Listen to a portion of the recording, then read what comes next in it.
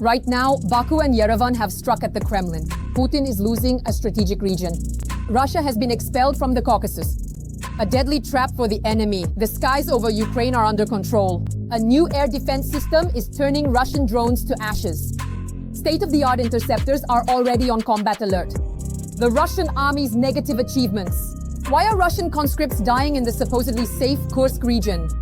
Kremlin's drone mania. By 2030, Russia is preparing 1 million drone specialists. Russian fakes versus the reality of the Ukrainian armed forces. Panic and collapse among the occupiers instead of victories. Shock. Murderers and pedophiles, the new heroes of the special military operation. All this and more coming up in our episode of Hotspot. The alliance between Baku and Yerevan strikes a blow to Russia. This is a complete failure for the Kremlin and the total destruction of Moscow's influence. Azerbaijan and Armenia have kicked Russia out of the region. The Caucasus is now in the orbit of Ankara and Washington. Watch the explosive details right now. This agreement will change the Caucasus and put a stranglehold on the Kremlin. The breakdown of relations between Baku and Moscow, Turkey, and the US supporting their reconciliation has changed everything. I am very proud of these courageous leaders for making the right choice for the great peoples of Armenia and Azerbaijan. This will be a historic day for Armenia, Azerbaijan, the United States, and the entire world. Closed borders and long-standing ethnic conflicts are now in the past. The meeting between the leaders of Armenia and Azerbaijan has normalized relations between Yerevan and Baku. A month earlier, the final negotiations between the leaders of the two countries had already taken place. They were extensive, held in various formats, and lasted more than 4 hours. The leaders of Armenia and Azerbaijan are ready to sign an appeal to dissolve the OSCE Minsk group, which was promoted by the Kremlin. Since 1992, this organization had operated under the joint leadership of the Russian Federation, France, and the United States, acting as a mediator in resolving the Nagorno-Karabakh conflict. Even we ourselves did not anticipate, and indeed no one truly expected, that during these extensive discussions of ours, there would be any truly concrete and substantial progress made. Armenia and Azerbaijan had been at odds for more than 30 years over Karabakh, but now they don't even discuss it. In March 2025, Armenia and Azerbaijan announced that they had agreed on the text of an agreement to establish peace and interstate relations. Karabakh is ours. Karabakh is Azerbaijan. Once the Kremlin managed to pit the neighbors against each other over Karabakh, they played their own game and pretended to be peacekeepers for a long time, but were finally exposed. Armenia realized that Putin's little green men on military bases were a fiction. Russia was supposedly supposed to participate in all the processes of Armenian-Azerbaijani normalization and was the guarantor. Putin was signing documents on Karabakh. But even here, the Kremlin dictator was thrown overboard. Russia has been completely excluded from this process, even though it was a mediator between the two countries for a long time. Dear Nikolai Vladimirovich, I am very glad to see you. The death of an Azerbaijani in Russia and the arrests of opposition members in Armenia have only brought to the surface the discontent and mistrust that had been building up for years. Of course, we are interested in maximum cooperation in all vectors, in all directions. And besides multilateral formats, we are still united by very close bilateral relations. That's right, and we intend to continue developing them further. At this point, what's important is that the opening of the Zangezur corridor is being decided. This is a transit route through the territory of Armenia that will connect Azerbaijan with its exclave, the Nakhchivan Autonomous Republic. Armenia is interested in and desires the opening of transport communications in the region, bilateral trade, international connections from Armenia to third countries through the territory of Azerbaijan, from Azerbaijan to third countries through the territory of Armenia, as well as transit exchange. In other words, we are consistently demonstrating our interest and readiness here. For Baku, this is a strategically important project. Today, the only way to reach the autonomy is mainly by air. I want to emphasize that in this statement, only one corridor is mentioned, and that is the Lashin corridor, which was supposed to be under the control of Russian peacekeepers. But unfortunately, it has been illegally blocked by Azerbaijan. Russia also wanted to benefit here. It saw itself as a mediator in this process as well, one that would profit from the opening of regional communications. Putin planned to deploy the Russian Federation's FSB border service to control the road through Armenia. Signing the memorandum not only leads to Armenia's geopolitical isolation, but also threatens relations with Iran, which is categorically opposed to the transfer of the Zangezur corridor. The road will open, but without Moscow's involvement. And this will be a huge blow to Russian influence in the South Caucasus. That's why Russian patriots are portraying Pashinyan as a traitor. Pashinyan comes and goes, but Armenia remains. So let's respond calmly to statements from politicians like these.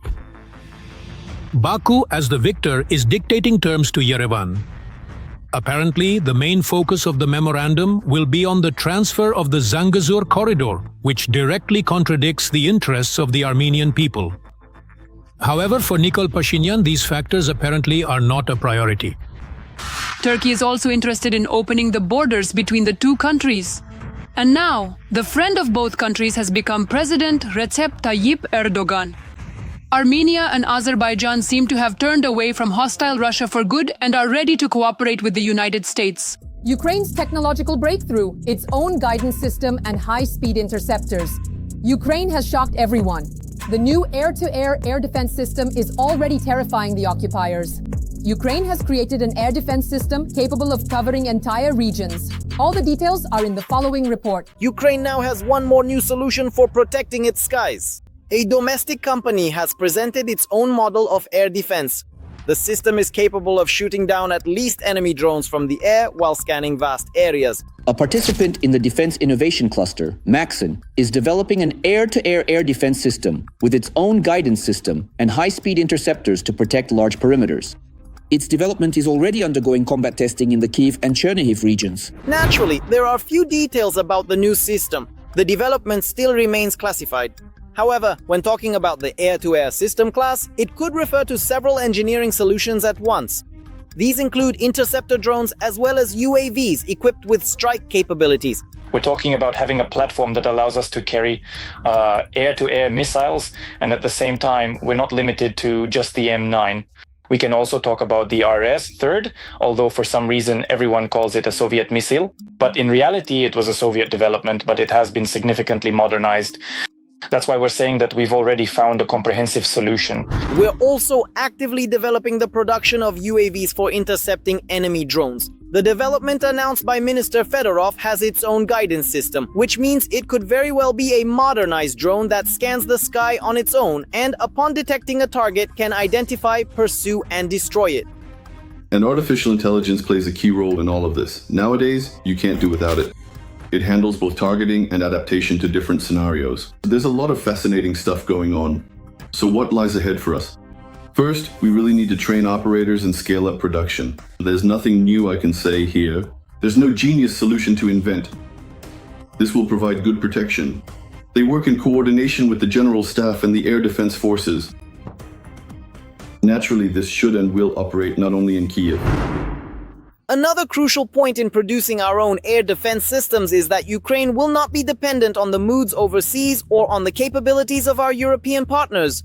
It was stated that the system is entirely domestic, assembled jointly by various Ukrainian companies, and therefore there should be no issues with components, repairs, or maintenance. Importantly, the Maxon technology integrates the solutions of other participants into one. This is exactly how the cluster ecosystem works. Companies that create effective solutions in different areas can combine them.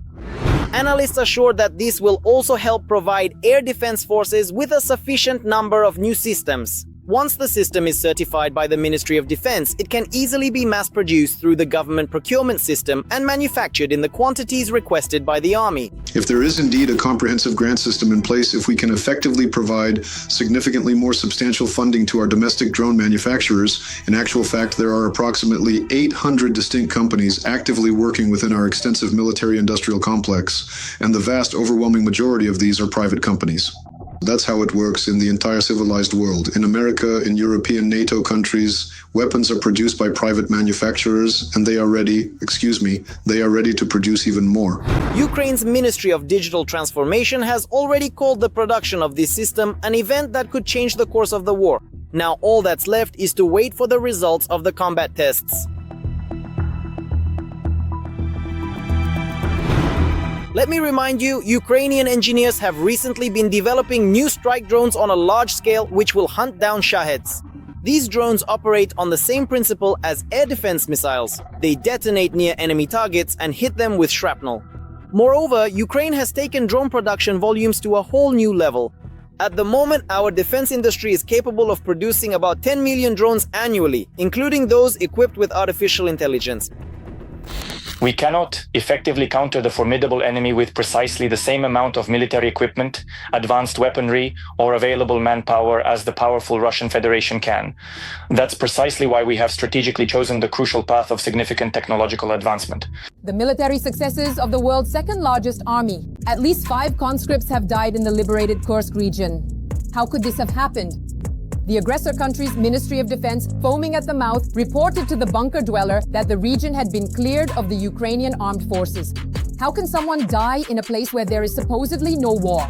Watch right now. Only professional and highly trained soldiers are actively taking part in this particular military operation. Experienced officers and dedicated contract servicemen are involved. There are no conscripts at all, and we do not plan to involve them. They are not there, yet they keep dying.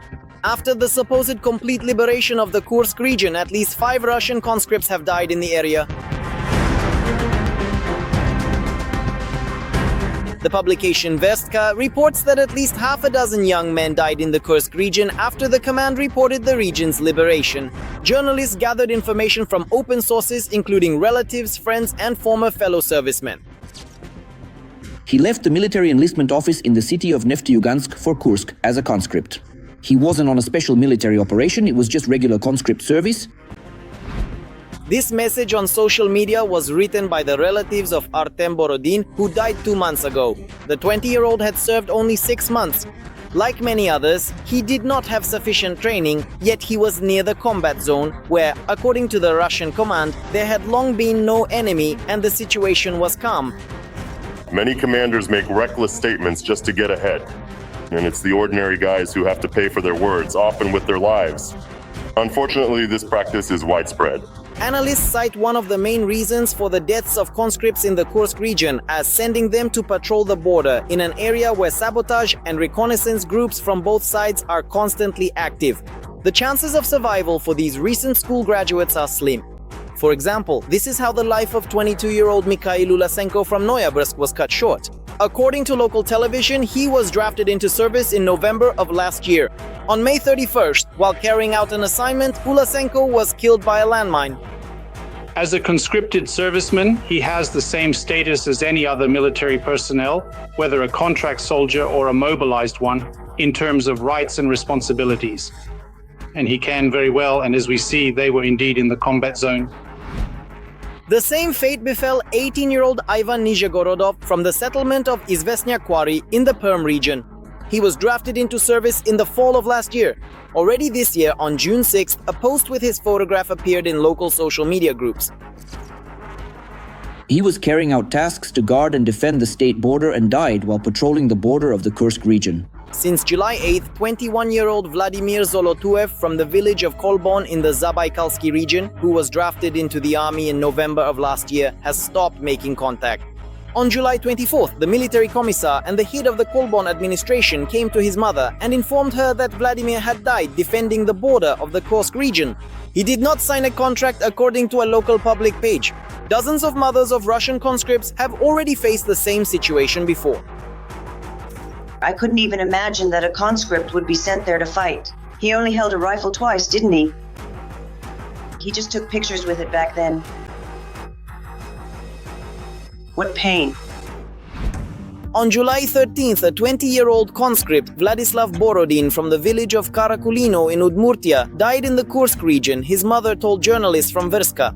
According to the woman, she was told nothing about the circumstances of her son's death. "No one is saying anything, we don't know anything," said the mother of the deceased. At the same time, while the young man was still in contact, like many other current conscripts, he said that they were not receiving any combat training. All this time while they were serving at the unit, we communicated with them every day, and everyone said the same thing. Everyone said they were being taught to line up and march. Even when they were assigned to patrol the perimeter of the unit, they were given a dagger instead of a rifle because they were untrained. At the same time, unlike the relatives of the deceased, the Russian command understands that the situation in the Kursk region still hasn't been brought under control, and a response to this has already followed. The scandalously infamous Russian Armed Forces General Alexander Lapin, who is blamed for the failure of the defense of the Kursk region, has been dismissed from the army. But the decree has not yet been published. We are waiting. If this is true, then the removal of such a general is highly symbolic. At the same time, information suggests not just his removal, but his dismissal from the Russian armed forces. Apparently, a thorough investigation is brewing in the Kursk region into circumstances that led to thousands of deaths. Evgeny Nikiforov has been appointed in his place, but so far he has also failed to improve the situation in the Kursk region. The border as a whole still remains outside of Russia's control. At the same time, this is still not the zone of the so-called special military operation. Let me emphasize, conscripted soldiers are not participating and will not participate in combat operations. And officially, no combat operations are being conducted there. The command has reported that everything is under control. In other words, this is one of the likely places where new conscripts will serve their mandatory military service. Every voice matters. Join our community, support independent journalism and help us bring you the truth from Ukraine. Become a member of Ukraine today. Join us now. Total militarization of Russia. Children are being prepared for war. Schools have been turned into military bases. By 2030, there will be 1 million drone operators in Russia. How Russia is turning its youth into drone operators. Watch more in the following report. British intelligence reports that the aggressor country, Russia, plans to turn at least 1 million children into combat UAV specialists by 2030. The intelligence officers who used only open sources in their investigation state that such training is a significant step toward the likely further militarization of Russian education, a trend that has intensified since Russia's full-scale invasion of Ukraine in 2022. Much will depend firstly on precisely what specific age group this particular approach will be applied to. And accordingly, right now, the current trends significantly differ for various distinct age groups, reflecting diverse preferences and behaviors across demographics. From, kindergarten, where they plan to introduce important lessons on significant topics, to teenagers whom they intend to train in various activities involving unmanned aerial vehicles, also known as drones, and their operational procedures. The Kremlin's operation with drones in schools is not yet very widespread. Before the Russian invasion of Ukraine, there were about 40,000 schools in Russia. They plan to train future drone pilots in only 500 schools and another 30 colleges with practical training centers. It should be said that this whole story with drones, well, it could certainly have some consequences, simply because teenagers love playing computer games. At first glance, a drone is very much like playing a computer game, only it is happening in the actual real world. About 2,500 teachers have been prepared to conduct the training. However, the effectiveness of their teaching is unlikely to be high, at the very least because the average Russian teacher is about 45 or 46 years old. In other words, they belong to the previous generation who grew up in their childhood without computers or phones. In Putin's mind, the capitulation of Ukraine. And yes, if Ukraine were to surrender, which in my opinion is impossible, then yes, he would stop shooting. The question is, what would he do next? And here, the main thing for him, and he formulated this, let me remind you, even before the invasion. For him, it is important to reclaim all the conquests of the now defunct Soviet Union on the European continent. Yes, in other words, he wants to bring at least all the post-Soviet countries back under Moscow's control. Plus, ideally, he would also like to have some influence over the former socialist countries. In fact, this is exactly what his demand is connected to. Let me remind you, to push NATO's borders back to where they were in 1997. Just as it was done in the Soviet Union, Putin is also creating organizations where children are raised. The emphasis in these organizations is on military education. That's how, in fact, the entire Yunarmia was born, where children, both Russians and those from temporarily occupied territories, are taught to fight practically from infancy. So why did the Soviet Union actually collapse? Because teachers, and even most of the Soviet bigwigs themselves, no longer believed in the communist idea.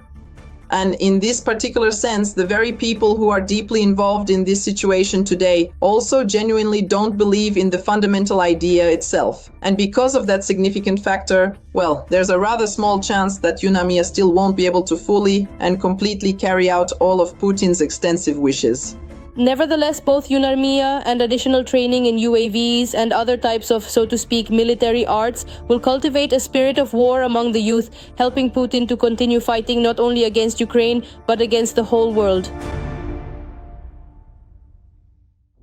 Panic in the Russian army, failures, losses, and fakes instead of victories. Russia has occupied less than 1% of Ukraine in 1,010 days of war. The Ukrainian armed forces leave the enemy no chance. The occupiers are burning along the entire line of contact. The Ukrainian armed forces dominate both in the sky and on the ground. Fake versus reality. Russia tries to deceive the whole world, but the Ukrainian armed forces shatter their plans. Armata. Day 1273 of the large-scale Russian-Ukrainian war. Almost 3.5 years of daily battles, artillery shelling, drone attacks, and thousands of casualties. But the result, if you look at the battle map, speaks for itself. Moscow, which once boasted it would take Kiev in 72 hours, has captured less than 1% of Ukrainian territory in 1,010 days of bloody fighting. These are the conclusions reached by deep state analysts. Starting from November 12, 2022, the occupied area as of that date was 108,151 square kilometers. As of today, 114,493 square kilometers. The enemy has occupied 5,842 square kilometers of Ukrainian territory. This amounts to 0.96% of the total area of the Ukrainian state within its internationally recognized borders. Deep state. The Russians did indeed achieve significant operational successes, but that was in the first weeks of the invasion, when Ukraine was physically unprepared to face what was once considered the world's second strongest army, which was advancing simultaneously in all directions. In those days, the enemy managed to capture Kherson, Mariupol, and parts of the Kyiv, Chernihiv, and Sumy regions.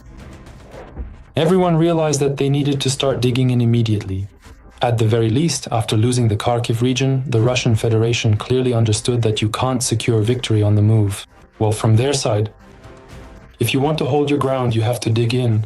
And all this digging in, all these positions, they leveled out all the major problems that existed at the beginning of the war. At first, Russia broke through our defenses in a massive way. Then Ukraine pushed the Russian Federation back, and after that, everyone shifted to more or less positional combat. Dugouts, trenches, forests, tree lines. And that's how the fighting is conducted now.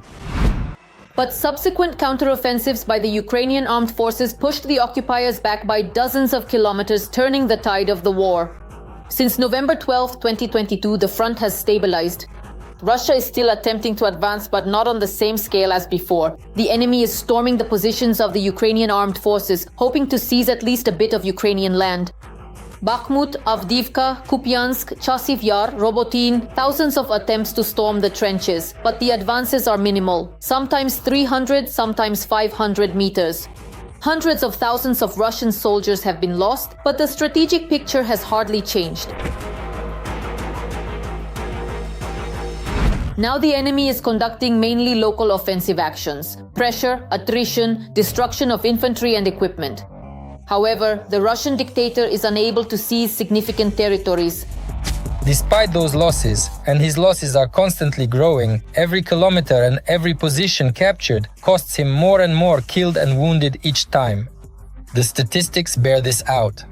First, their rate of advance has slowed down significantly. Second, their level of losses is extremely high. Yet they persistently try to achieve the goals they have set for themselves. They lack resources, they lack strength, they lack capabilities. All those things they boasted about so much before the war turned out to be nothing. Why has there been a wave of generals being dismissed in the Russian Federation? This is dictator Putin's personal revenge against all the military generals who, for many years, convinced him that our weapons had no equal. We have everything prepared, everything is great. But as it turned out of this entire million-strong army, only about 170,000 people were ready to fight at the very start of the war. That's it. All the rest were not ready. There was no proper communication, no equipment, no sufficient ammunition. None of that was there. Everything had been sold off, everything had been stolen. And now this enormous revenge, this huge punitive machine that punishes generals for this deception, once again shows that the Russian military machine is, for the most part, just a puff of smoke. Yes, there are people, yes, there are determined allies, Iran, North Korea. But the Russian Federation itself cannot cope with Ukraine. Ukraine is already definitely the winner in this war. Even under conditions of shell shortages and the aggressor country's superiority in manpower and aviation, the Ukrainian defense remains resilient. The successes of the Russians are far less than what Kremlin propagandists claim. Their soldiers are being wiped out on the front lines by the tens of thousands. Their equipment burns on the battlefields, and the goals of the aggressor's army are collapsing under the blows of the Ukrainian army. Corruption and terror. Russia is returning to the criminal chaos of the 2000s. Murderers and pedophiles are being released from Russian prisons, and later they return as heroes of the so-called special military operation, wrought from top to bottom. The authorities are drowning in corruption. The country is awash in blood. No, the Kremlin is not silent. Everything is blamed on foreigners. The shocking truth right now. In Russia, during the first half of 2025, a record number of crimes was registered, the highest in 12 years, over 27,000, which is almost 4,000 more compared to last year. Paradoxically, the authorities keep trying to convince people of the opposite. The clearance rate for crimes such as murders, armed robberies, and home burglaries is improving. Street crime has also decreased. Overall, I would like to note that the number of so-called repeat offenses is practically declining, meaning those who have already been punished are committing new crimes less often. The level of juvenile crime is also going down. And these are just the official numbers. Hundreds of thousands of criminals go to war voluntarily right after being detained. Their cases never even make it to court. But then they will return to Russia. A significant number of people who might have committed crimes are currently in the combat zone. So perhaps the crime rate is temporarily dropping. We don't know what will happen in the next few years when everyone comes back and how that will affect things. Serial killers and pedophiles are being released from prisons, and later they return from the war as heroes, visit schools for so-called lessons in courage, and commit atrocities again. In the past month, Russian serviceman Stanislav Tsabiev from Primorsky Krai has been accused of rape by at least 2 women. I can't say anything. These are the emotions of the father of 11-year-old Anastasia Yakina. She was the best child I ever had. The girl was killed by Vladimir Alexandrov, a 40-year-old war participant pardoned by Putin. He confessed that he raped the girl in his room and then took her to the basement where he killed her. In the Kemerovo region, the murderer of a 12-year-old girl has been caught. It is former convict Andrei Bykov, who was released after going to fight in Ukraine. 12-year-old Karina disappeared on the morning of June 18th. Her body was found in a well a day later. Bykov is a repeat offender. He has been imprisoned 6 times, including for murder. More than 1,000 dedicated individuals are currently working in various schools and with numerous youth groups. And we will definitely continue to do this. The best upbringing is by personal example. Moreover, they even created a program called Time of Heroes so that criminals could get into government bodies. People who bravely risk themselves, their precious health, and make certain crucial decisions to protect the vital interests of the motherland. They are truly accomplished individuals, fully formed and well-developed personalities who can successfully and efficiently handle tasks of any level of complexity in various diverse fields. And now, according to human rights activists, there is a new trend in Russia that has dramatically increased mobilization. Trump came, he promises peace, he promises that peace will come very soon. And right now, those 5 million could just leave. Russia got it, but I didn't. So why are you just sitting there, Petya, and haven't gotten it? Come on, hurry up and get your 5 million and then head off, not to the front. That's when the war will end. The money has already been received. And it's the same with prisoners, especially those awaiting trial. The verdict is still ahead. You need to leave now to quickly get conditional release. We'll reach the front, but there won't be any war. That's the general expectation. But the war isn't ending, and new criminals are being covered up by the authorities' age-old fabricated problem with migrants. According to the comprehensive results obtained from January to March of the year 2025, unfortunately, and this represents a significant negative trend, there has been a substantial 15% increase in criminal offenses committed by foreign citizens. Do you know what they're up to? It's not just violence. It's the illegal trafficking of narcotics. 65% of the crimes are related to illegal drug trafficking. They're bringing drugs into our country.